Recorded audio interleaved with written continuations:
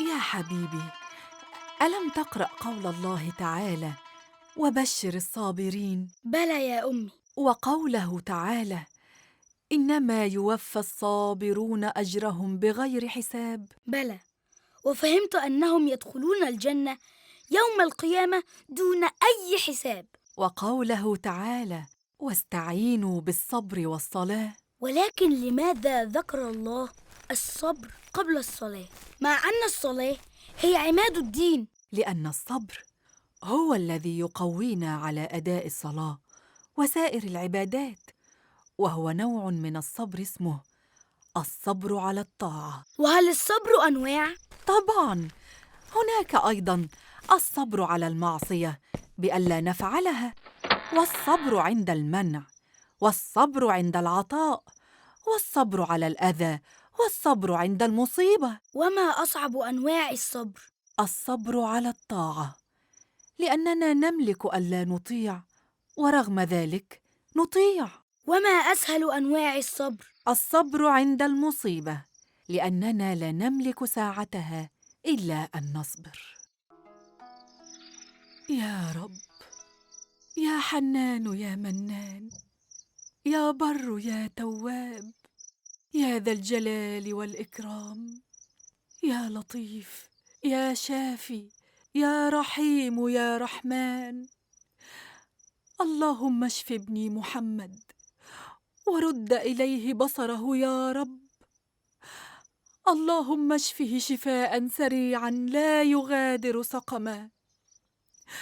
اللهم الطف به، وارحمه برحمتك يا أرحم الراحمين. اللهم ارحم ضعفه وصغر سنه، وأعد إليه نور عينه ليرى الكون كما أنرته بنورك الكريم. أهلا يا أم حسان، تفضلي. الوقت متأخر، وجئتك لأعتذر لك. لن أستطيع تسديد الدين اليوم كما اتفقنا. ها؟ والله ليس معي إلا ما أطعم به أولادي. انتظريني حتى نهاية الشهر. وكيف ستأتين بالمال؟ ربما استطعت أن أقترض مالا من أهل زوجي المتوفي. أتستدينين لتسددي ديني عندك؟ ليس لدي حل آخر. لا يا أم حسان، لن أنتظر حتى نهاية الشهر. ماذا؟ لن أنتظر هذا الدين بعد اليوم. اعتبريه هدية مني لأولادك الصغار. يا لك من امرأة كريمة، بارك الله فيك وشفى ابنك إن شاء الله. يا رب.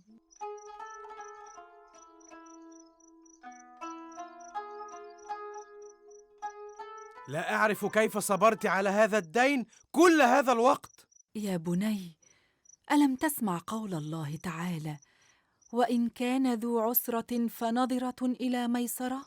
ولكنك تنازلت عن الدين كله في النهاية. ألم تسمع تكملة الآية: وأن تصدقوا خير لكم إن كنتم تعلمون؟ صدق الله العظيم، ولكننا في حاجة إلى هذا المال يا أمي. وفي حاجة إلى فعل خير يقربنا إلى الله، فيستجيب دعاءنا، ويشفي أخاك محمداً، ويرد إليه بصره.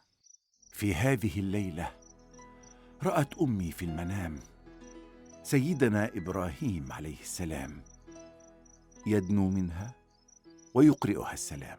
وعليك السلام يا خليل الله، ورحمة الله وبركاته. قال لها نبي الله إبراهيم: بشراك يا أم محمد، لقد قبل الله صدقتك لجارتك، وقبل دعاءك ودعاءها لابنك بالشفاء.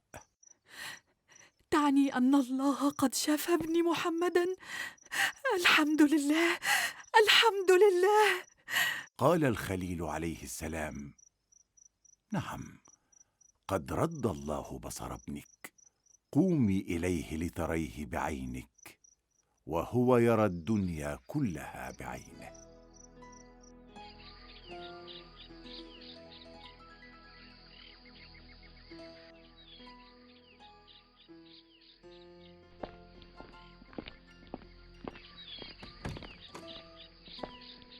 محمد، أماه. أتراني يا محمد؟ نعم أراك يا أمي، وأرى الدنيا كلها. يا حبيبي يا محمد، يا حبيبي، الحمد لله رب العالمين، الحمد لله رب العالمين.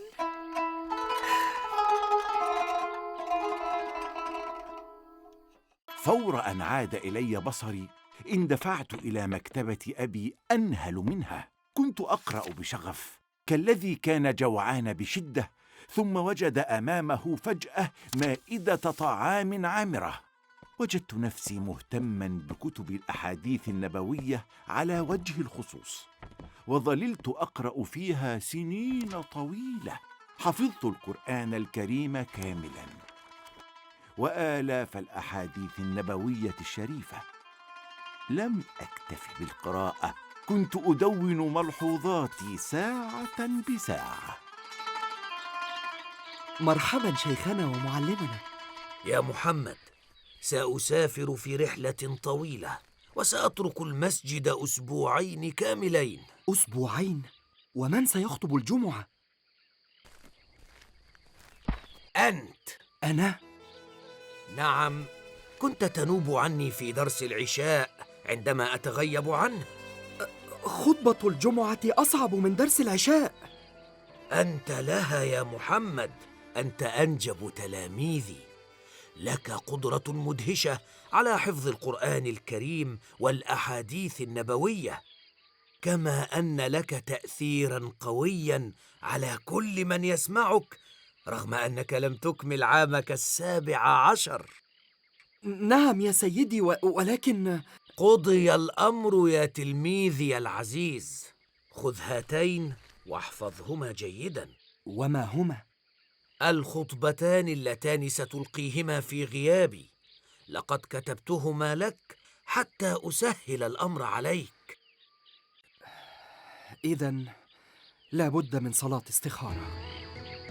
أما بعد، فإن الله سبحانه وتعالى قد قال في كتابه الكريم: وما أتاكم الرسول فخذوه وما نهاكم عنه فانتهوا. وقال أيضا في آية أخرى: من يطع الرسول فقد أطاع الله، ومن تولى فما أرسلناك عليهم حفيظا. صدق الله العظيم. إنها مسؤوليتنا نحن المسلمين أن نتحقق من صحة الأحاديث، ثم ندونها، ثم نشرحها، ثم نحفظها لكل الأجيال من بعدنا.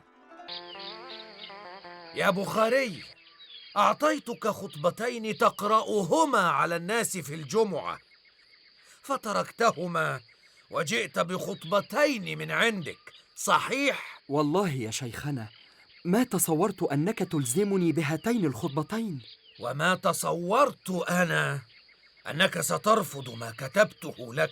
ليس رفضاً، ولكني أردت أن أطرح مواضيع جديدة.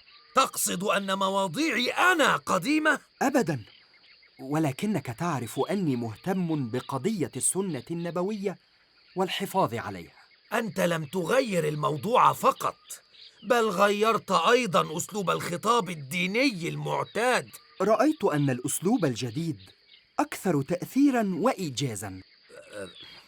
هذه بدعة، بل تجديد وتطوير. وهل يحتاج الدين إلى تجديد؟ الخطاب الديني هو الذي يحتاج إلى التجديد.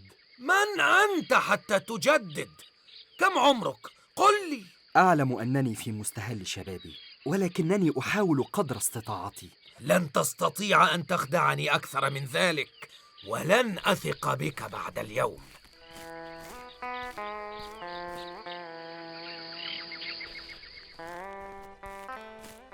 يا شيخنا، ألن تصعد المنبر؟ أين ذهب الناس يا خالد؟ ذهبوا لمحمد ابن إسماعيل البخاري. أين؟ يخطب الجمعة في المسجد الذي على أطراف المدينة. ولكنه مسجد بعيد جدا، كيف تركوا القريب وذهبوا للبعيد؟ قلت لك إنه خدعهم بأسلوبه الجديد. إنه مسجد صغير، لن يسع هذا العدد الكبير. سيفترشون الطرقات كعادتهم في كل خطبه كأنه سحرهم يا مولانا. ليس سحرا يا خالد، يبدو أنه قد حان وقت التجديد والتطوير كما يقول تلميذي محمد بن إسماعيل.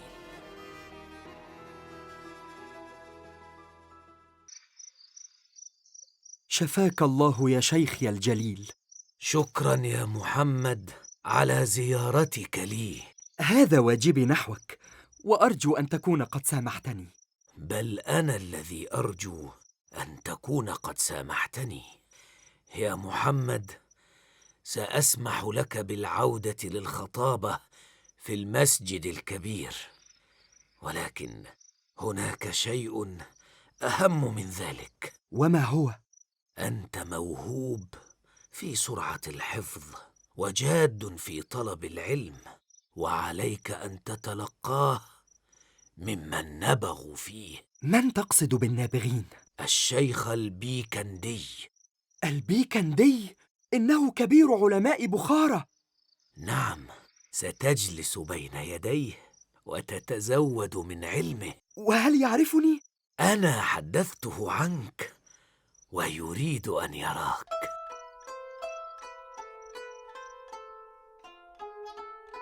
قضيت سنة كاملة تلميذا للشيخ البيكندي، تعلمت منه الكثير، وقد أعجب بقدرتي على الحفظ، وكان يطلب مني أن أراجع كل ما يكتبه. لقد انتهيت من مراجعة 3 فصول من الكتاب يا شيخنا. وما لي أشعر ببعض الحرج في صوتك. إني أستحي منك. وجدت بعض الأخطاء في الأحاديث النبوية التي استشهدت بها. أخطاء كثيرة؟ حوالي 100 خطأ. يا الله. لقد صححتها على استحياء شديد. يا محمد، من فينا الذي يستحي من الآخر؟ أنا الذي أخطأت أم أنت الذي تصحح أخطائي؟ أنا التلميذ وأنت الأستاذ. اذهب وأكمل التصحيح وعد إلي بالكتاب مصححا كاملا. قريبا إن شاء الله. بارك الله فيك يا محمد وزادك من علمه.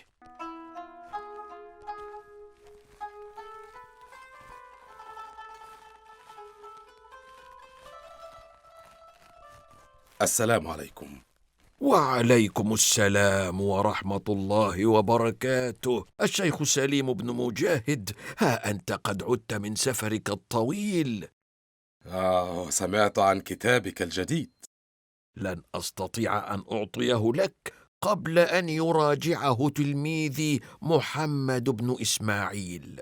تلميذ لك يراجع كتابك؟ والله يا شيخ سليم، إنه معجزة علمية بكل المقاييس. تصور أنه يحفظ 70,000 حديث نبوي. 70,000 بنصوصها وأسانيدها، وما هو صحيح منها وما هو حسن وما هو ضعيف وما هو موضوع.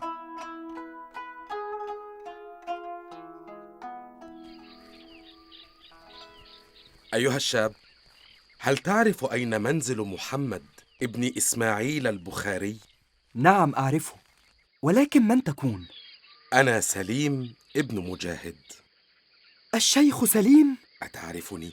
ومن في بخارى كلها لا يعرفك؟ من سوء حظي أني لم أرك من قبل. لأنني كثير الأسفار، أنتقل من بلد إلى آخر لطلب العلم. ولماذا تسأل عن محمد بن إسماعيل؟ حدثني عنه الشيخ البيكندي، فأردت أن أتعرف عليه. أنا محمد بن إسماعيل.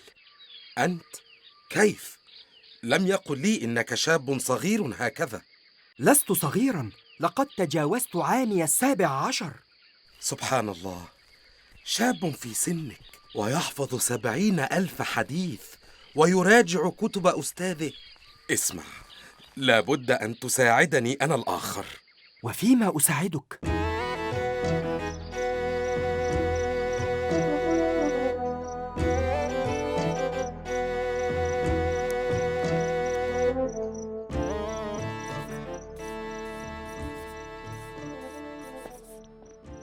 أرهقت أتعبت نفسك يا بني؟ أوشكت على الانتهاء من مراجعة الكتاب يا أمي. كتاب الشيخ البيكندي أم كتاب الشيخ سليم؟ الكتابين معا. كيف استطعت أن تفعل ذلك؟ خشيت أن أنشغل بكتاب الشيخ سليم عن كتاب أستاذي البيكندي، فيغضب أستاذي وهو الذي عرفني على صديقه الشيخ سليم. ولماذا لم تنتهي من كتاب البيكندي أولاً؟ لأن الشيخ سليم سيسافر قريباً ويريد أن يأخذ معه الكتاب. لهذا تنام 3 ساعات فقط كل يوم؟ أتعبت نفسك يا ولدي. نعم، لقد تعبت، ولكنني استفدت كثيراً من علم الشيخين، كما أنني سعدت بثقتهما بي، وقد زادني ذلك ثقة بنفسي. هذا هو كتابي الجديد. تعال يا محمد.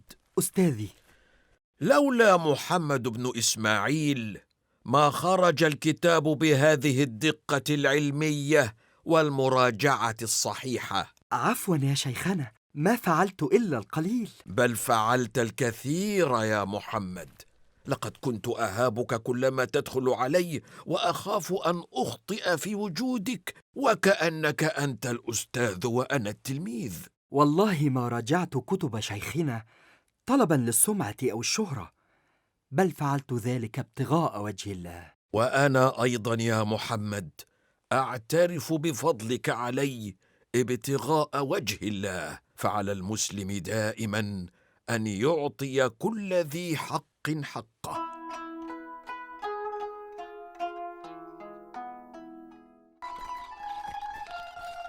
يا أمي، أضعت علينا فرصة الحج. والله يا أحمد لم أستطع أن أترك زينب ابنة خالتي مريضة وأسافر أنا للحج. حسناً فعلت يا أماه. كيف؟ إنها لم تحج من قبل، والآن لا تدري متى تتاح لها مصاريف الحج مرة أخرى. الله سيعوضني خيراً إن شاء الله. انظر يا أحمد من الطارق.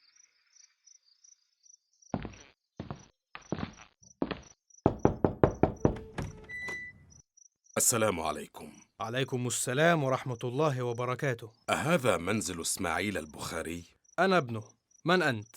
صديق قديم لوالدك. كنت على سفر طويل ومات هو وأنا في السفر. رحمه الله. والدك كان قد أقرضني مبلغا كبيرا من المال، وضعته في تجارتي، وها أنا الآن أعيده إليكم مضافا إليه أرباحه عبر كل هذه السنين. سبحان الله، من الذي حملك على هذا ونحن لا نعلم شيئا عن هذا المال؟ أنت لا تعلم ولكن الله يعلم. الله الذي أمرنا أن نؤدي الأمانات إلى أهلها. السلام عليكم. عليكم السلام ورحمة الله وبركاته. أمي، إنه مبلغ كبير جدا.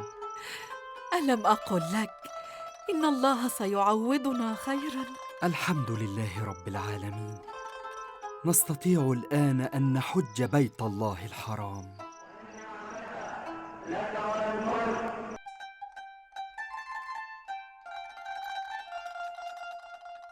يا سالم، أتترك المصحف وتقرأ في كتاب عادي؟ ولم لا؟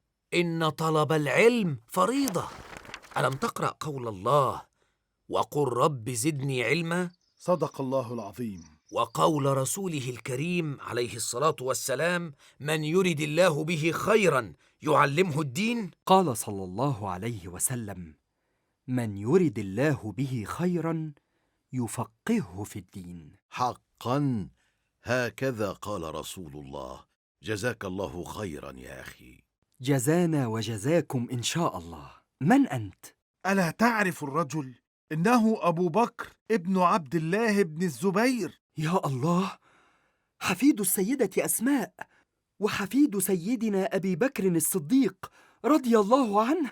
ورضي عن الصحابة أجمعين. والله يا سيدي منذ وصولي مكة وأنا أتمنى لقاءك. فمن أنت إذن؟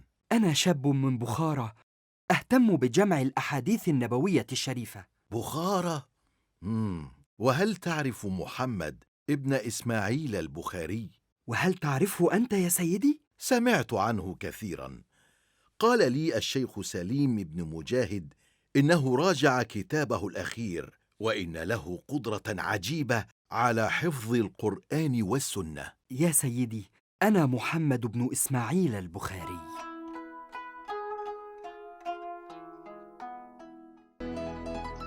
مرحبا يا محمد، ما كنت أظن أنني سألتقي بك صدفة في مكة. هذا من حسن حظي يا سيدي. قال لي الشيخ سليم إنك مهتم بالأحاديث النبوية. نعم، جمع الصحابة القرآن الكريم ولم يجمعوا الحديث الشريف، وأرى جمعه الآن ضرورياً للحفاظ على السنة كمصدر ثان للتشريع. علماء كثيرون حاولوا جمع الأحاديث النبوية، ولكن حتى الآن لم يظهر كتاب جامع شامل للأحاديث الصحيحة. أنا أحلم بتأليف هذا الكتاب. وأنت في هذه السن الصغيرة؟ سن الصغيرة ستمنحني القوة والوقت الطويل لإنجاز هذا المؤلف الكبير. نعم. وأشعر أن الله قد وهبني ملكة الحفظ السريع حتى أكون أهلاً لهذه المهمة الصعبة. عليك إذن أن تبقى في مكة، فمن أرض النبوة ستكون بدايتك. تريد أن تبقى في مكة؟ نعم يا أمي، حتى ألتقي بكبار رواة الأحاديث النبوية الذين سمعوها مباشرة من التابعين. وماذا تقصد بالتابعين؟ الذين سمعوا الأحاديث مباشرة من صحابة رسول الله، وقد سمع الصحابة الأحاديث مباشرة من رسول الله صلى الله عليه وسلم. وما فائدة كل ذلك؟ فائدته أني سأجمع الأحاديث الموثوق في صحتها، ومن رواتها الموثوق في أمانتهم وصدقهم. وكم ستبقى في مكة؟ لا أعلم حتى الآن، ربما سنة أو سنتين. أتتركني سنتين يا محمد؟ والله يا أمي ما أريد فراقك، ولكنه طلب العلم وأداء الرسالة. يا محمد، رسالتك هذه ستحتاج إلى مال وفير. سنعطيك كل ما لدينا الآن، وعندما نصل إلى بخارى نبيع الحديقة ونرسل إليك بثمنها. لا يا أحمد، لا تبع شيئاً، سيكفيني القليل من المال بإذن الله. السلام عليكم. وعليكم السلام ورحمة الله. الشيخ محمد الأزرقي؟ نعم أنا. أرسلني إليك سيدي أبو بكر بن عبد الله بن الزبير. ومن أنت؟ محمد بن إسماعيل البخاري. أنت محمد البخاري؟ لقد حدثني عنك أبو بكر وظننتك أكبر من ذلك. سأكبر بعلمي إن شاء الله. قال سيدي إنك ستساعدني في مهمتي التي بقيت في مكة من أجلها، فأنت صاحب كتاب تاريخ مكة، وتعرف الكثير عن الصحابة والتابعين ورواة الأحاديث الشريفة. ولماذا تهتم بهذا التاريخ تحديداً؟ أريد أن أؤلف كتاباً أجمع فيه الأحاديث الصحيحة. أنت تؤلف كتاباً عن الأحاديث الشريفة؟ نعم، هذا هدفي الأكبر. وهل تعلمت الأحاديث قبل أن تفكر في جمعها؟ ماذا تقصد يا شيخنا؟ عليك أولاً أن تتعلم فقه الحديث، وأن تفهم نصوص الأحاديث النبوية قبل أن تجمعها. وهل سيساعدني ذلك في جمعها؟ بالطبع. كيف ستتحقق من صحة الحديث دون أن تفهم معناه؟ اذهب وقل لأبي بكر: لا يسبق الحصاد الزرع. لا يسبق الحصاد الزرع. الأزرقي قال لك ذلك؟ نعم، وفهمت معنى رسالته. إنه يراني أصغر من أن أؤلف كتاباً. أصغر من أن تؤلف كتاباً مهماً كهذا؟ ولكني أحفظ عشرات الآلاف من الأحاديث النبوية. يا محمد، عليك أولاً أن تتعلم فقه الحديث. ومن يعلمني؟ الشيخ الأزرقي نفسه. إنه أفضل من تخصص في هذا العلم في مكة، بل في الحجاز كله. وهل أعود إليه بعد أن وبخني وأشعرني بقلة قدري؟ من أراد العلم لا يلقي بالا لهذه الصغائر، والشيخ الأزرقي يبدو في البداية معلما قاسيا، ولكنك مع الوقت سترى فيه جانب اللين والحب والمعاونة. قبل غزوة بدر سافر حذيفة بن اليمان ومعه صديقه أبو حسيل من مكة إلى المدينة، وفي الطريق قبض عليهما جماعة من كفار قريش وسألوهما: هل تسافران إلى المدينة لتنضموا إلى محمد في حربه علينا؟ فأجاب حذيفة: لا نقصد محمدا، بل نقصد المدينة نفسها. فقال زعيم الكفار: هذا عهد بيننا وبينكما، نخلي سبيلكما بشرط ألا تحاربونا مع محمد. ولما التقى حذيفة بالرسول في المدينة وقص عليه ما حدث، قال صلى الله عليه وسلم: نفي بعهدهم ونستعين بالله عليهم. ماذا يعني ذلك؟ تفضل. يعني أن النبي سمح لهما بعدم الاشتراك في غزوة بدر حتى يفيا بعهدهما مع المشركين. وماذا نتعلم من هذا؟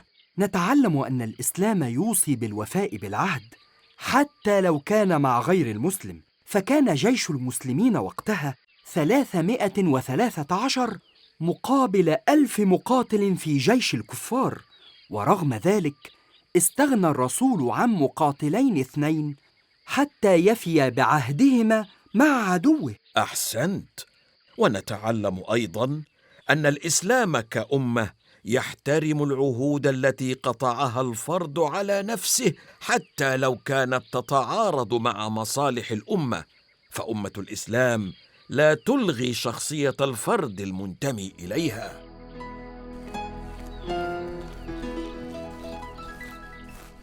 يا بخاري. شيخنا. ما زلت أذكرك، أنت الذي أرسلك إلي أبو بكر بن الزبير. نعم يا سيدي. هل أقنعك بحضور مجلس علمي؟ قال إنك خير من تعلمني فقه الحديث، وإني والله أتعلم منك الكثير. لماذا إذن تجلس كل مرة في الصف الخلفي رغم أنك تأتي إلى المجلس مبكراً؟ حرجاً منك يا شيخنا، خاصة وأنا أصغر الموجودين.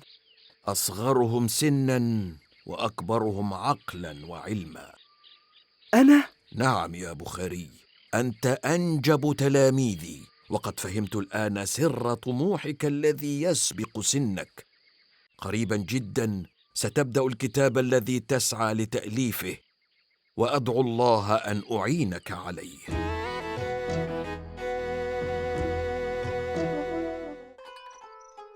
تتغيب عن مجلس العلم أسبوعاً كاملاً؟ والله يا شيخنا مررت بظروف صعبة. أنت الذي صعبتها على نفسك، لست أول من سرق اللصوص ماله. وكيف عرفت؟ من جارك الذي تسكن معه. سأضطر للعمل حتى أوفر مصاريف إقامتي ومعاشي. أتضيع الوقت في العمل وتنشغل عن دروس العلم؟ ليس لدي حل آخر. إذن تعمل معي أنا، وسأوفر لك كل نفقاتك. وماذا أعمل معك يا شيخنا؟ قلت لك إنك أنجب تلاميذي. ستجلس بجواري في مجلس العلم وتكتب كل ما تسمعه مني، حتى الأسئلة التي يسألها التلاميذ وردود الفقهية عليها. ثم ماذا بعد؟ تساعدني في جمعها في كتيبات صغيرة نقوم بإعطائها لهم في نهاية كل شهر. ولكني لم أتعود أن آخذ مالاً مقابل أي جهد علمي. لقد قلتها بنفسك يا محمد، أنت في ظروف صعبة. ما شاء الله يا محمد، صرت الذراع اليمنى للشيخ الأزرقي في كل مجالس علمه وأبحاثه العلمية. هذا من فضل الله يا سيدي، والله لقد أفادني الشيخ أكثر مما أفدته. لقد ساعدته في تأليف أكثر من 20 كتيباً، وانتفع بها طلاب العلم في مكة وخارجها. وانتفعت أنا بها، وستساعدني إن شاء الله في تأليف كتابي الذي سأجمع فيه الأحاديث النبوية الصحيحة. أما زلت تفكر في هذا الكتاب؟ والله ما نسيته طرفة عين، ولهذا جئتك اليوم. ماذا تقصد؟ أشعر أن مهمتي في مكة قد انتهت. تريد أن تعود إلى بخارى؟ لا، سأرحل إن شاء الله إلى المدينة المنورة. حتى تلتقي بعلماء الحديث هناك وأتعلم منهم كما تعلمت على أيديكم هنا في مكة. سنفتقدك كثيرا يا بخاري، لقد تركت أثرا طيبا عند معظم أهل مكة. ستظل مكة وأهلها في قلبي دائما، وأدعو الله أن أعود إليكم قريبا.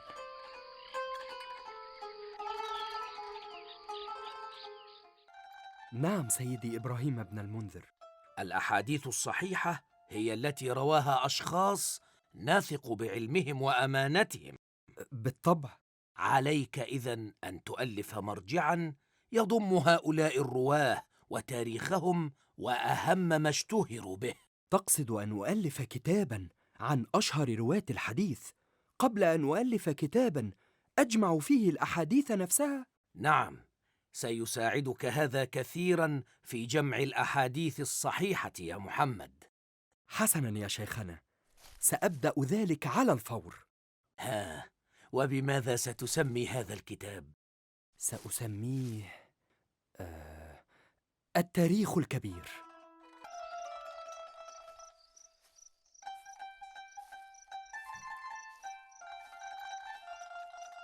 السلام عليكم.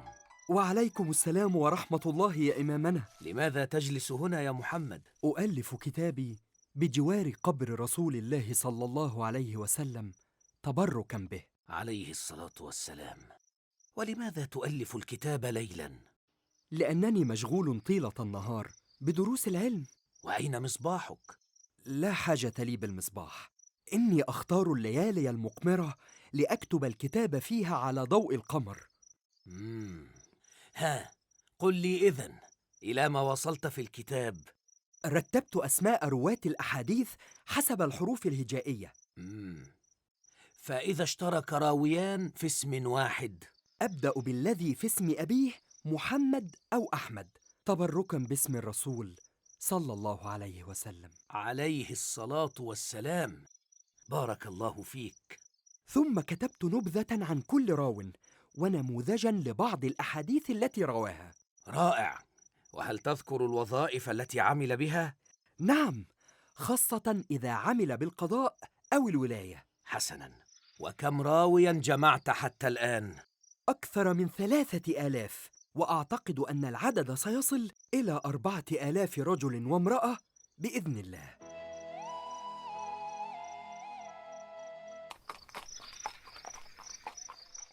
أما هذا الحديث فقد حدثنا به سفيان عن أبي عروة عن أبي الخطاب عن أبي حمزة.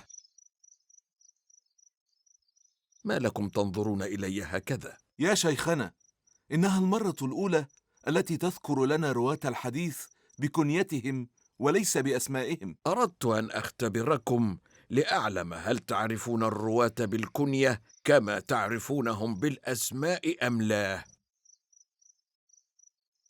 يبدو أن أحدا منكم لا يعرف أحدا من هؤلاء الرواة. أنا أعرف. إذن قل لي من هم؟ سفيان هو سفيان الثوري حقا. وأبو عروة هو محمد ابن راشد، وأبو الخطاب هو قتادة ابن دعامة، وأبو حمزة هو أنس بن مالك. سبحان الله، وكيف عرفت كل ذلك؟ لقد ألفت فيهم كتابا جمع 4000 من رواة الأحاديث. ماذا؟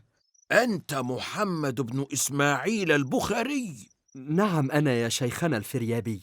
أرسل لي إبراهيم بن المنذر كتابك وقرأته، ولكنه لم يذكر أنك في هذه السن الصغيرة. لقد خشي أن ترفض لقائي عندما تعرف صغر سني. وأخشى أنا الآن أن تغتر أنت بما حققته وأنت في هذه السن. لا والله، لو اغتررت بنفسي ما قطعت هذه المسافة الطويلة لأتعلم على يديك يا شيخنا.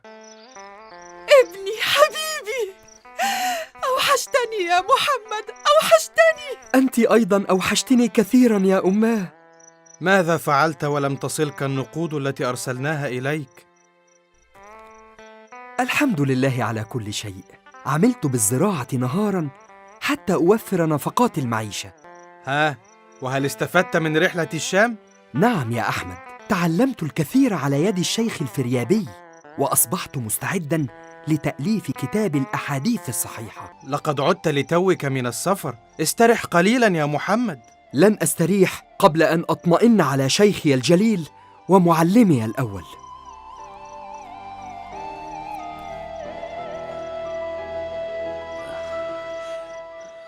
محمد، الحمد لله أنني رأيتك قبل أن ألقى الله رب العالمين. أطال الله عمرك وأحسن عملك يا شيخنا. تصلني أخبارك دائما، وأفخر أنك كنت واحدا من تلاميذي. وما زلت والله تلميذا لك. قرأت كتابك التاريخ الكبير وأعجبت به كثيرا، ولكن ماذا عن كتابك الآخر الذي ستجمع فيه الأحاديث النبوية الشريفة؟ سأبدأ فيه قريبا بإذن الله. يا محمد، أوصيك بأن تخلص النية لله حتى يوفقك لهذه المهمة الصعبة. إني أدعو الله ليل نهار أن يكون عملي خالصا لوجهه الكريم.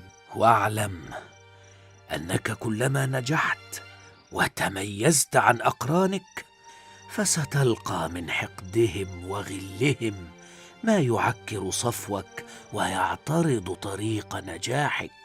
ولكن لا تلقي بالا لكل ذلك، فما دام الله معك لا تخش في الحق لومة لائم. رحم الله الشيخ عبد الله. والله يا أمي حزنت كثيرا لوفاته، وحمدت الله أني ودعته قبل أن يغادر دنيانا. تلتقي به في الجنة إن شاء الله.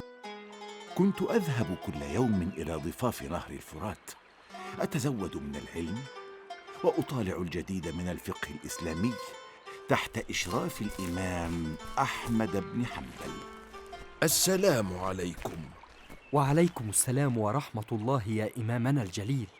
أراك تطالع واحدا من مجلداتي. بارك الله فيك يا شيخنا. لقد أسست مذهبا فقهيا ينهل منه كل طلاب العلم في كل مكان. جعله الله في ميزان حسناتنا. ما هذا الذي تأكله؟ بعض الكعكات البسيطة.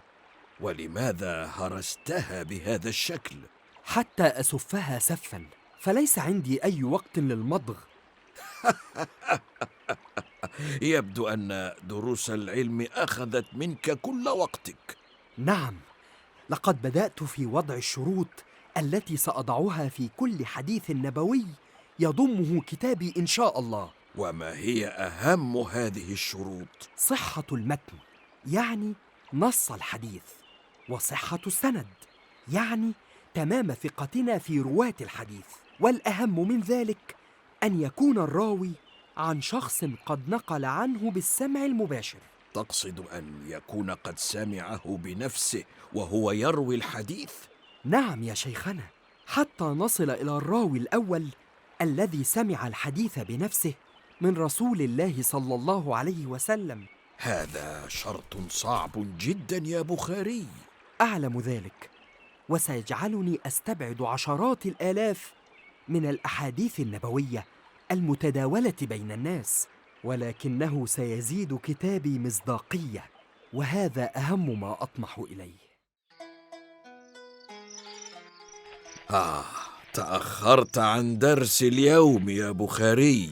عفوا يا إمامنا، ولكني رأيت رؤيا في المنام قمت بعدها حائرا مرتبكا. أية رؤيا؟ رأيت رسول الله صلى الله عليه وسلم عليه الصلاة والسلام. ما شاء الله، هذا فضل عظيم. ففي الحديث الشريف: من رآني في المنام فقد رآني حقا، فإن الشيطان لا يتمثل بي. الحمد لله، ولكني لا أفهم معنى الرؤيا التي رأيتها. وماذا رأيت؟ رأيته صلى الله عليه وسلم عليه الصلاة والسلام واقفا مع بعض أصحابه وأنا أقف بجواره أهش عنه الذباب. المعنى واضح يا بخاري.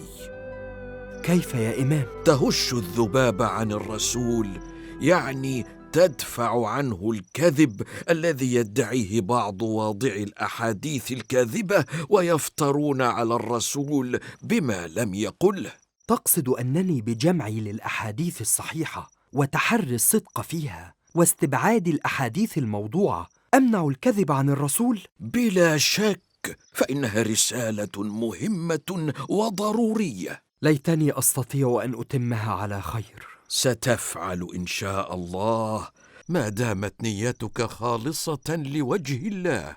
وهل ستساعدني في رحلتي إلى البصرة؟ وماذا ستفعل هناك؟ أتحقق من حديث نبوي قبل أن أضمه إلى كتابي. تسافر من بغداد إلى البصرة لتتحقق من حديث واحد؟ هذا من تفسير رؤياي يا إمام. حقا. وكيف أساعدك؟ ترشدني إلى عنوان الراوي الذي روى هذا الحديث.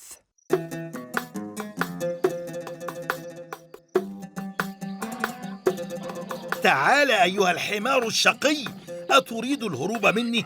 أتظن أنك قادر على الإفلات من قبضتي؟ هذا هو الرجل الذي جئت تبحث عنه. أشكرك يا أخي. هيا هيا أيها الحمار، لقد أعددت لك الطعام في حجري، هيا لتأكل ثم تنام.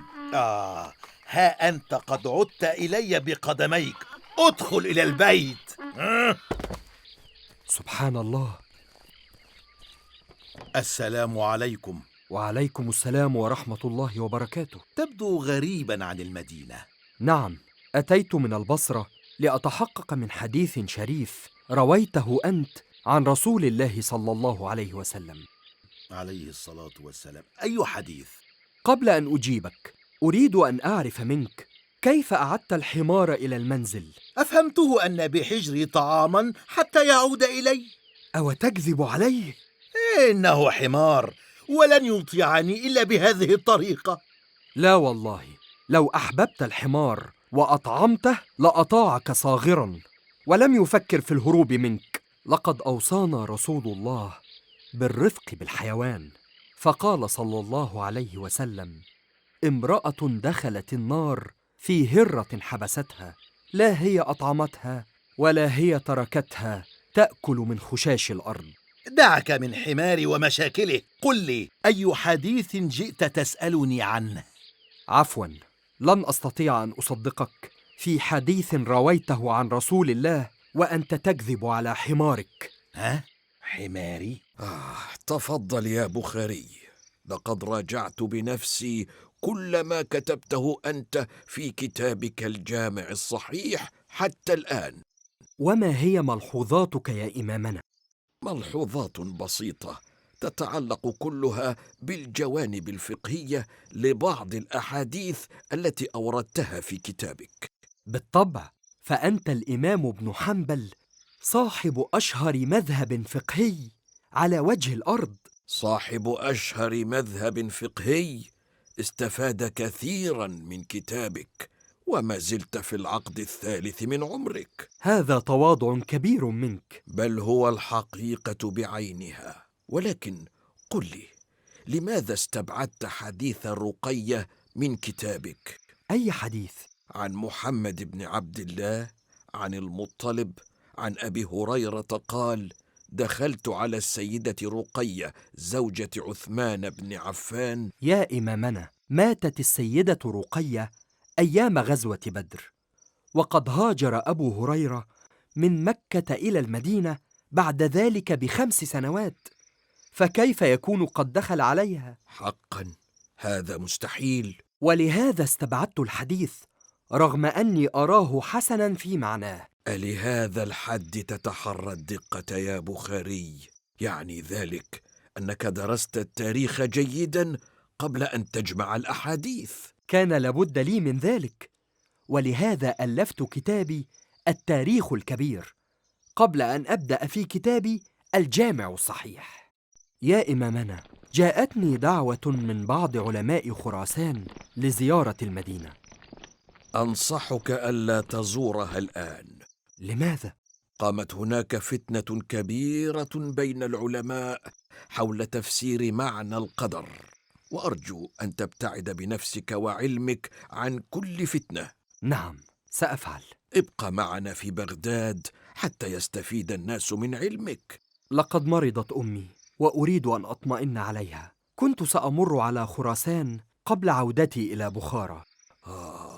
إذن هي لحظة الوداع التي كنت أخشاها يا بخاري.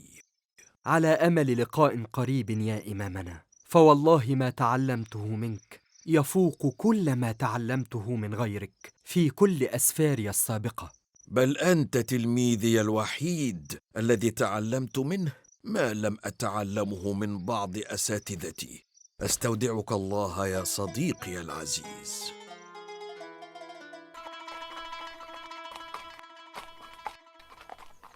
عدت إلى بخارى بعد أيام قليلة من وداعي للإمام أحمد بن حنبل في بغداد. كنت قد اشتقت كثيرا إلى أمي وأخي ومدينتي كلها. حمدا لله على سلامتك يا بني. الأهم سلامتك أنت يا أمي. أنا قد تحسنت كثيرا عندما رأيتك. اشتد عليها المرض في غيابك يا محمد. هذه المرة سأحاول أن أبقى معها وقتا طويلا. حدثني عن أخبارك يا بني. الحمد لله، أوشكت على الانتهاء من نصف كتابي الجامع الصحيح لأحاديث الرسول عليه الصلاة والسلام. ما شاء الله. تجربة المرض أشعرتني بضرورة أن تتزوج قريبا. أخشى أن أموت وأتركك وحدك. أطال الله في عمرك يا أمي. استغل الإجازة لتتم زواجك يا محمد، والحمد لله أن عروسك موجودة وفي انتظارك.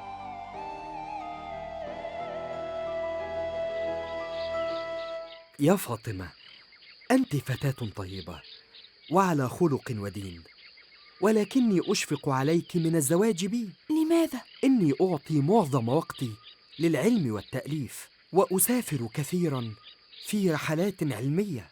أما التأليف فسأساعدك فيه وأهيئ لك الجو اللازم له. والأسفار؟ سأصحبك في كل أسفارك، لن أدعك وحدك أبداً. ولكن هذه مشقة كبيرة عليك. سأنال جائزتها مقدماً. سأكون زوجة العالم الكبير محمد ابن إسماعيل البخاري. لم أصبح عالماً كبيراً بعد. هذا تواضع منك، الناس كلها تراك كبيراً.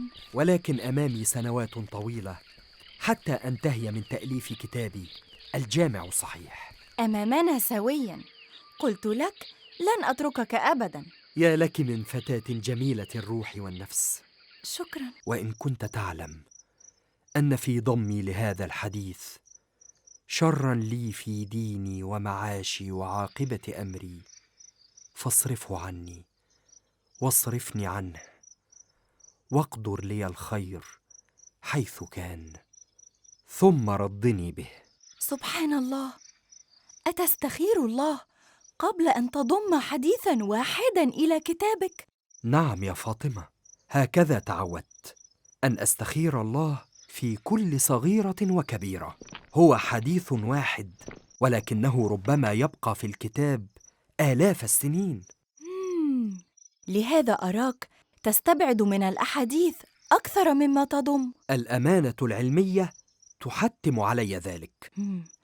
ولماذا استبعدت هذا الحديث الذي كنت ستضمه بالأمس، رغم أنه توفرت فيه كل الشروط التي وضعتها لصحة الحديث؟ توفرت فيه 4 شروط من 5، فقد وجدت كلمة في نص الحديث منصوبة بالفتحة وهي فاعل، يجب أن يكون مرفوعاً بالضمة. وهل هذا يجعلك ترتاب في صحة النص؟ طبعاً، فالرسول صلى الله عليه وسلم لم يكن أبداً يقع في أخطاء نحوية عندما يتكلم. ربما الذي أخطأ من نقل عن الرسول. هذا ما جعلني أستبعد هذا الحديث، فما دام الراوي قد أخطأ في النحو، ربما أخطأ في نقل الحديث نفسه وغير في نصه.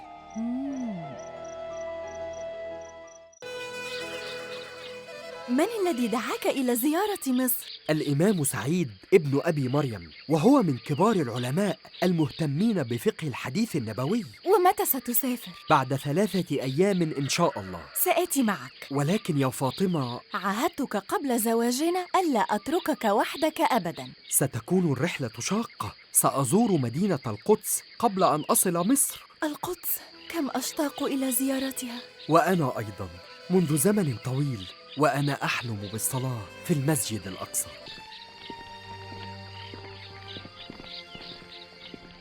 ها نحن حققنا حلمنا وصلينا في المسجد الأقصى. الحمد لله رب العالمين.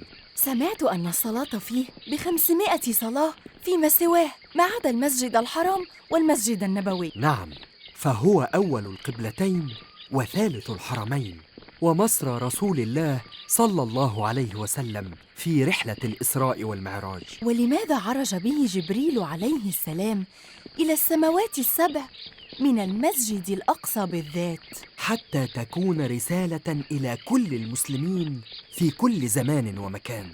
القدس مدينتكم فحافظوا عليها، كما أن القدس هي المدينة التي بارك الله فيها وبارك كل الأماكن حولها.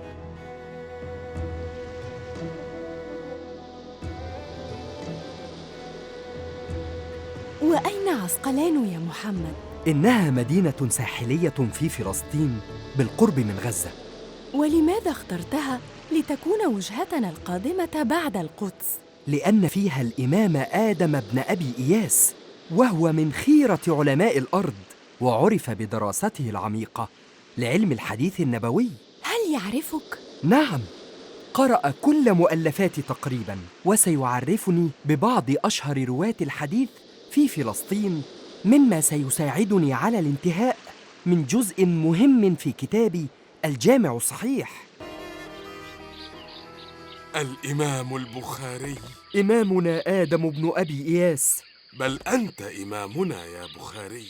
عفواً يا إمامنا، لقد تعلمت منك الكثير دون أن أراك. وأنا أيضاً قرأت لك الكثير دون أن أراك، وهذا ما جعلني أصر على دعوتك إلينا في عسقلان. هذا شرف لي. بل شرف لنا جميعاً. طلاب العلم في انتظارك الليلة في مسجد المدينة الكبير لينهلوا من علمك الغزير. وهل رتبت لي لقاءات مع رواة الأحاديث التي ذكرتها لك؟ نعم، أعلم أنك جئت تستوثق من صحة هذه الأحاديث الشريفة حتى تضمها إلى كتابك الجامع.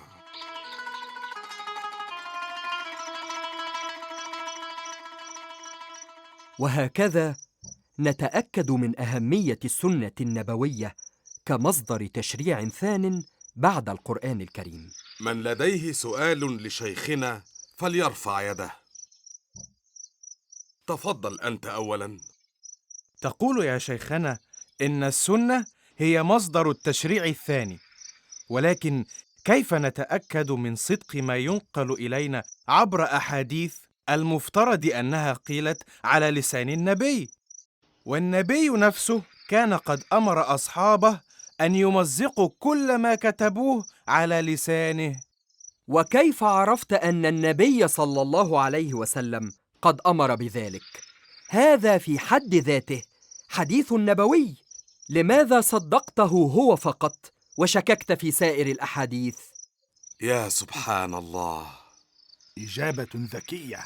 نعم والله.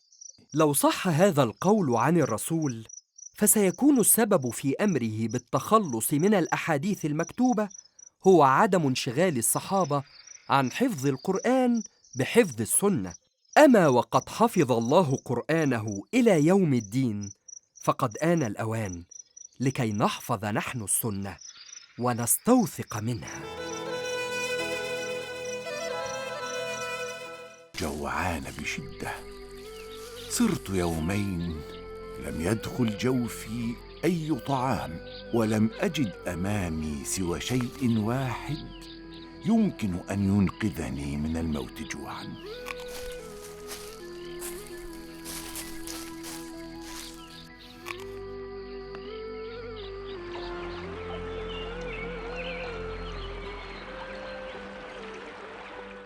ماذا تقول يا حمزة؟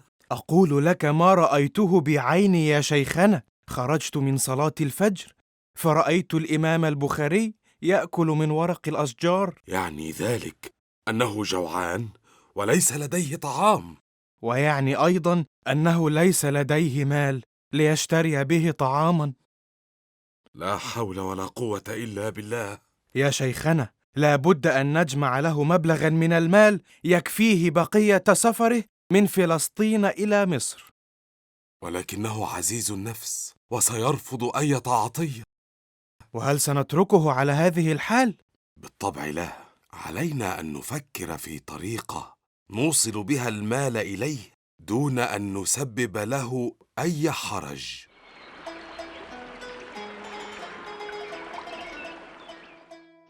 سأذهب إلى صلاة العشاء.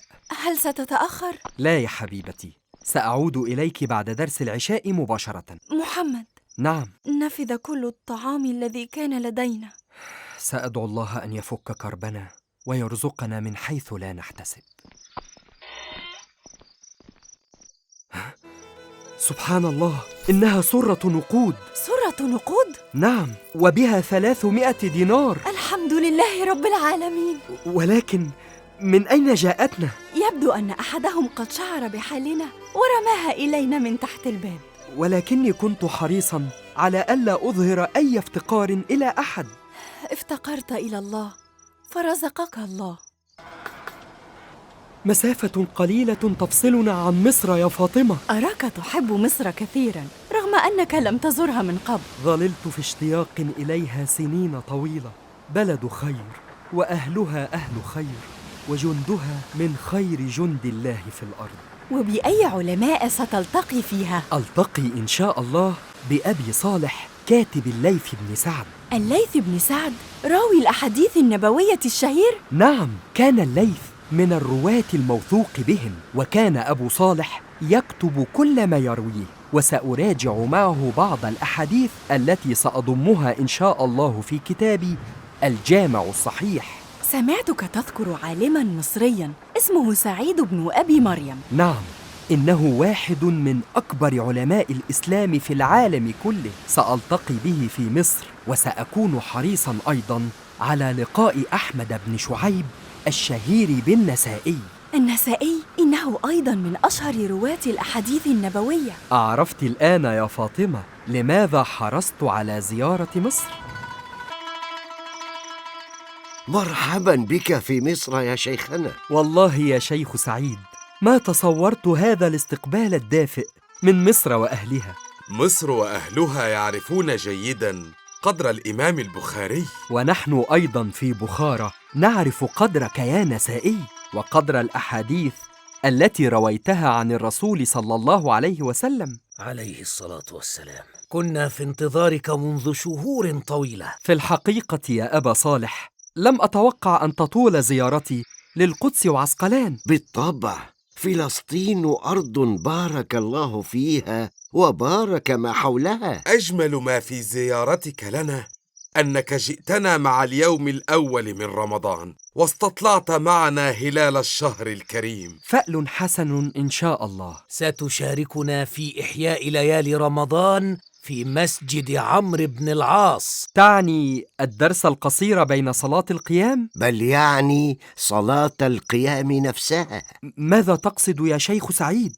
يقصد أنك ستؤم المصلين في الصلاة وتقرأ القرآن بنفسك. أنا؟ نعم، الكل هنا يعلم أنك من أعلم علماء الحديث الشريف، ولكن قليلون من يعرفون أنك صاحب صوت عذب شجي وأنت ترتل القرآن. هكذا صعبتم زيارتي لمصر. زيارتك لمصر يا بخاري ستكتب في تاريخ مصر بحروف من نور. إني أقضي طيلة النهار مع أبي صالح كاتب الليث بن سعد، ومع النسائي أيضاً أراجع معهما بعض الأحاديث التي سأضمها إلى كتابي إن شاء الله. السلام عليكم. عليكم السلام ورحمة الله شيخنا النسائي. ما ظننتك تسبقني إلى الموعد. وجدتها فرصة كي أجلس إلى النيل. يبدو أنك من المغرمين به. أطول نهر في العالم، وعلى ضفافه قامت أول حضارة في التاريخ. حسن، فلنجعل كل لقاءاتنا عنده. جئتك اليوم ب10 أحاديث أخرى. جزاك الله خيراً، فلنراجعها معاً. قل لي أولاً، كم حديثاً من الأحاديث التي راجعتها معي قد ضممتها إلى كتابك؟ حوالي 6 أحاديث. 6؟ تراجع معي أكثر من 400 حديث قد رويتها عن الرسول عليه الصلاة والسلام، ثم تأخذ منها 6 أحاديث فقط؟ تلك هي الأحاديث التي توفرت فيها الشروط يا شيخنا. أية شروط؟ الشروط ال5 التي وضعتها لاعتماد أي حديث أضمه إلى كتابي الجامع الصحيح. تقصد أن الأحاديث التي رويتها أنا ليست صحيحة؟ عفواً يا شيخنا، ولكني ألزمت نفسي بهذه الشروط الصعبة منذ بداية تأليفي للكتاب.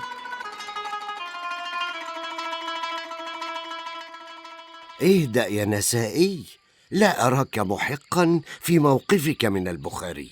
بعد كل هذا الوقت والجهد يأخذ مني 6 أحاديث فقط؟ ماذا أقول أنا إذن وقد أخذ مني 3 أحاديث من مجموع 200 كتبتها عن الليث بن سعد؟ قل لي، متى سينتهي من تأليف كتابه المزعوم؟ بل قل لي كم حديثاً سيضم هذا الكتاب؟ إنه يسافر بين البلاد ويأخذ من كل بلد 10 أحاديث لا غير. ربما ضم كتاب البخاري أحاديث أقل في عددها من أي كتاب آخر، ولكن كتابه بشروطه الصعبة سيكون أكثر مصداقية من أي كتاب آخر. أنت تدافع عنه يا شيخ سعيد لأنك أنت الذي دعوته لزيارة مصر. والله ما ندمت على ذلك أبدا. ألم ترى كم سعد به أهل مصر، وكيف استفادوا من علمه وحرصوا على حضور دروسه وخطبه؟ ماذا بك يا محمد؟ منذ عدت من لقاء الشيخ النسائي وأنت شارد ومهموم.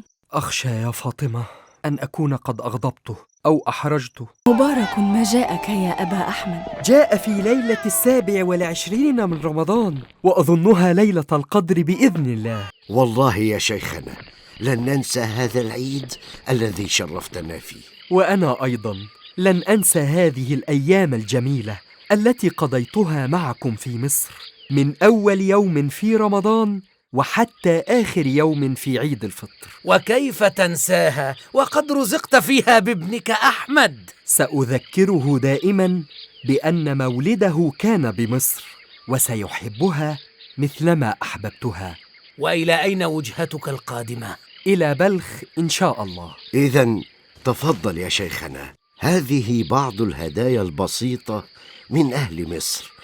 يا شيخ سعيد، ألا تكفي سرة النقود التي ألقيتم بها على باب منزلي؟ ها؟ وكيف عرفت أنها منا؟ ومن غيركم يقدم هذا المعروف الكبير؟ بل أنت الذي أسديت لنا أوفى جميل بأن زرتنا وأحييت لنا شهر رمضان بعلمك وإيمانك. ليكتب هذا الشهر في تاريخ مصر كلها، وربما سماه المصريون لاحقاً رمضان البخاري.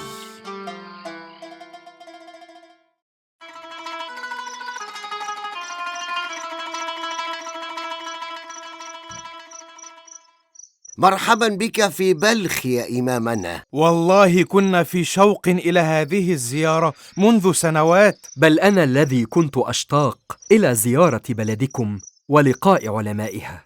طلبت لقاء عدد من رواة الأحاديث وجميعهم في انتظارك. الحمد لله، فأنا أريد أن أقطع شوطا طويلا في كتابي الجامع الصحيح هنا في بلخ. كنا نظن أنك ستأتينا منتهيا من تأليف الكتاب وتترك لنا نسخة منه نستفيد منها جميعا. في الواقع لم أتصور أن يأخذ مني تأليف الكتاب كل هذه السنوات. إذن عليك قبل أن ترحل من بلدنا أن تترك لنا شيئا من ذكراك. ماذا تقصد يا شيخنا؟ أتينا إليك ببعض طلبة العلم، ونريد منك أن تملي عليهم حديثا واحدا لكل راو أخذت عنه في كتابك، حتى إذا رحلت عن بلدنا تركت لنا هذه الأحاديث نراجعها ونعمل بها. لا بأس، سأملي عليكم حديثا واحدا لكل راو. بالفعل أمليت على طلبة العلم في بلخ حديثا واحدا لكل راو، ولم أكن أتصور ساعتها أن عدد الأحاديث التي سأمليها عليهم سيصل إلى حوالي 1000 حديث ل1000 راو.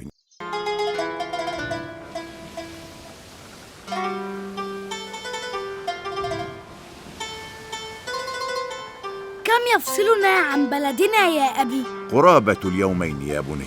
لم أرى بخارى منذ مولدي. وأنا أيضا لم أرها منذ مولدك. ظللت 10 سنوات متصلة في رحلاتي العلمية، ولم تنتهي من تأليف كتابك حتى الآن. أوشكت على الانتهاء منه بإذن الله. هل ستسافر مرة أخرى بعد أن نصل بخارى؟ لا، ليس قبل أن أنتهي من تأليف الكتاب. الكتاب الذي زرت من أجله كل دول العالم الإسلامي تقريباً خلال 15 سنة من عمرك. وأعتقد أنه سيحتاج إلى سنة أخرى. سأساعدك فيه حتى تنتهي منه. ولم لا؟ فأنت الآن تحفظ 20 جزءاً من القرآن الكريم، ونصف الأحاديث النبوية التي ضممتها إلى كتابي الجامع الصحيح. عدت إلى بخارى، واستقبلتني أمي بشوق شديد بعد غياب 10 سنوات كاملة. ووفى ولدي أحمد بوعده لي، وكان حريصا على أن يساعدني في الانتهاء من تأليف الكتاب. كنت أرى فيه حماسي وشغفي للعلم وأنا في مثل عمره. أكثر ما كان يحزنني أن المرض كان قد اشتد على والدتي، وكنت قد عاهدت نفسي أن أهديها أول نسخة من الكتاب فور انتهائي منه. كتابي يا أمي الجامع الصحيح، ها أنا أهديك أول نسخة منه بعد أن ظللت في تأليفه 16 سنة كاملة، وزرت فيها أكثر من نصف الأرض. الحمد لله يا بني أن مد في عمري حتى رأيت كتابك بعيني. أشهد أن لا إله إلا الله، وأشهد أن محمداً رسول الله.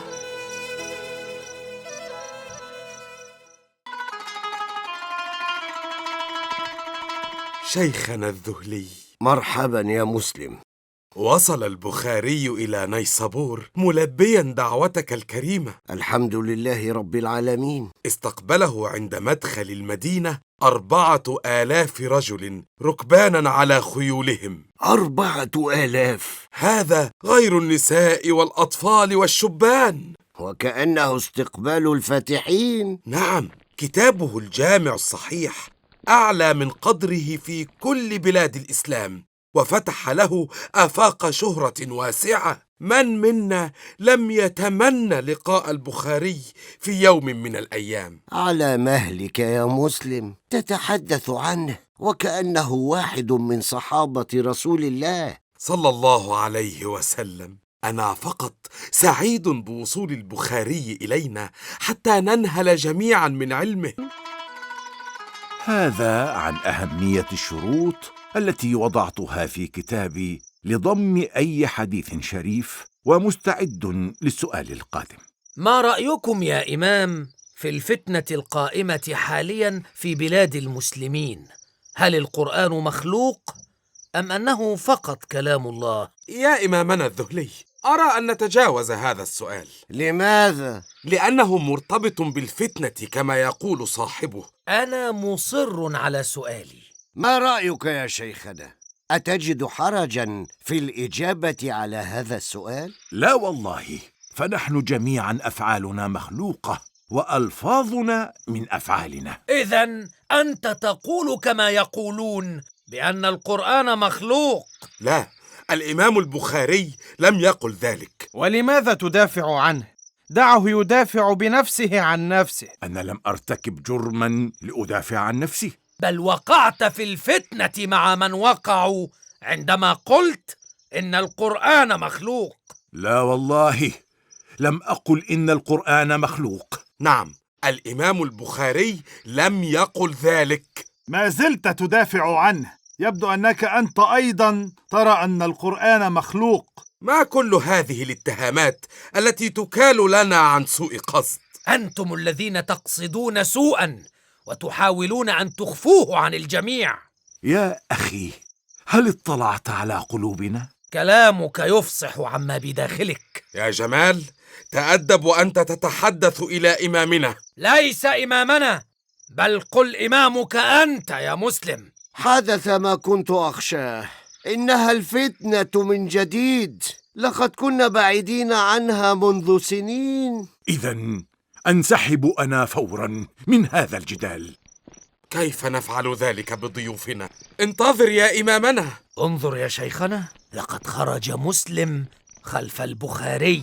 كلاهما خرج مهزوما.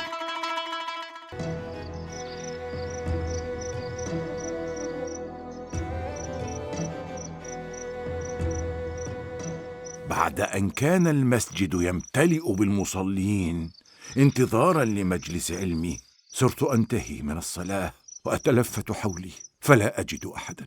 تقبل الله طاعتك يا إمامنا. تقبل منا ومنكم يا شيخ مسلم. أعلم أنك أقوى من هذه المحنة.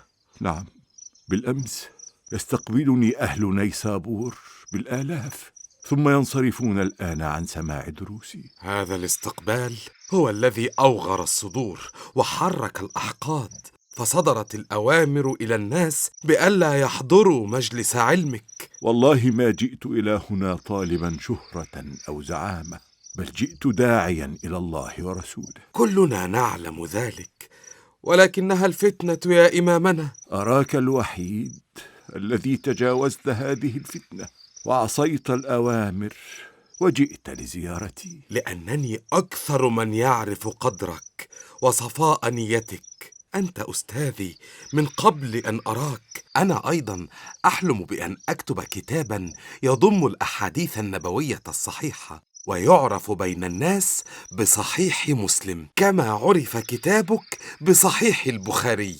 إنها مهمة شاقة يا شيخ مسلم. أعرف ذلك، وأعرف أيضا أنك ستساعدني فيها. أنا أخيرك الآن، إما أن تحضر مجلس علمي أو تحضر مجلس علمه. ألا وقد خيرتني فسوف أحضر مجلسه. ظننتك أذكى من ذلك. قريبا سيرحل البخاري إلى بخارى، وستبقى أنت معي في نيسابور. سيرحل البخاري، ولكن الحق باق يا سيدي، وقد علمتنا دائما أن نقف إلى جوار الحق ونتمسك به.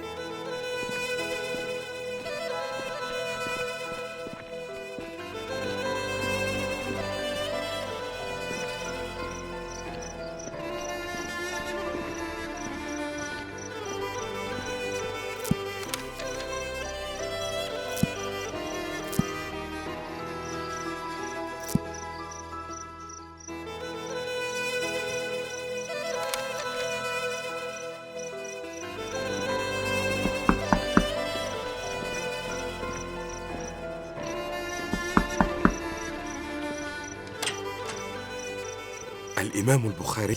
ما كل هذه الكتب يا شيخ مسلم؟ هذا كل ما كتبته عن الشيخ الذهلي منذ بدأت حضور مجالس علمه. وهل أمرك أن تعيد إليه كل ما كتبته عنه؟ لا، بل فعلت ذلك من نفسي لما وجدته يفعل خلاف ما يقوله لنا. لا يا أخي، والله ما جئت إلى نيسابور لأفرق بينك وبين أستاذك. أعرف ذلك، ولكني أردت أن أسجل موقفي حتى يعلمه الجميع. أعد هذه الكتب ولا تغضب شيخك، فربما أدرك خطأه ثم عالجه يوما ما. استغفر الله العظيم. وماذا عنك أنت يا إمامنا؟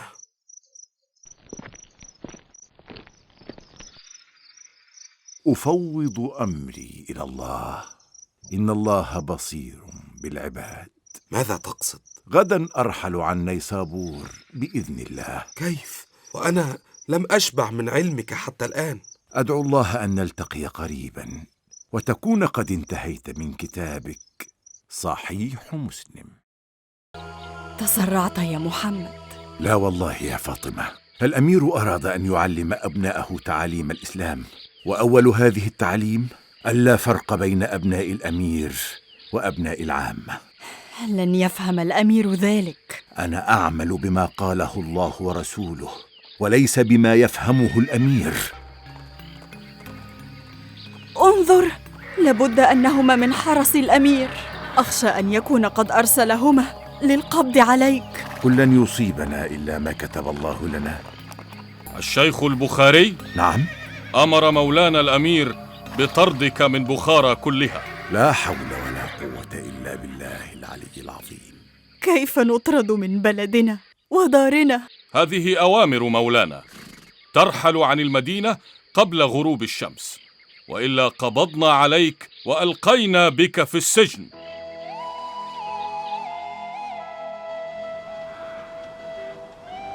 إلى أين نحن ذاهبون؟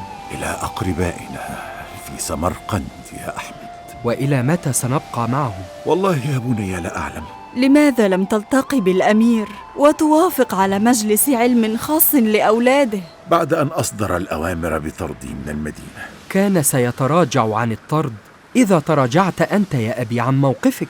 تراجعه هو اعتراف بالحق، وتراجعي أنا تخل عن المبدأ. ستكون حياتنا صعبة في سمرقند يا محمد. ستكون حياتنا أصعب إذا تهاونا في مبادئنا وديننا يا فاطمة.